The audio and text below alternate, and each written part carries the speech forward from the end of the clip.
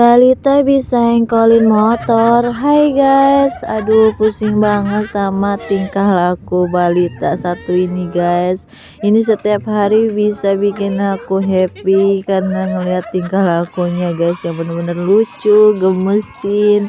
Makanya tiap hari aku ciumin guys pipinya karena gemes. Next ceritanya ini mau keceper, mau marahin mamahnya, dan aku bilang motornya mati, nggak bisa hidup.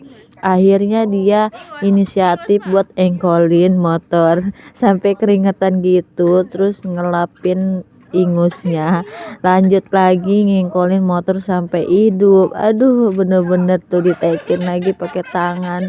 Lucu banget guys. Di sini aku ketawa ngakak banget sama mama. Terus di standar diengkolin lah terus, tenaganya bener-bener kuat guys. Ini balita apa Samson ya guys ya? Komen.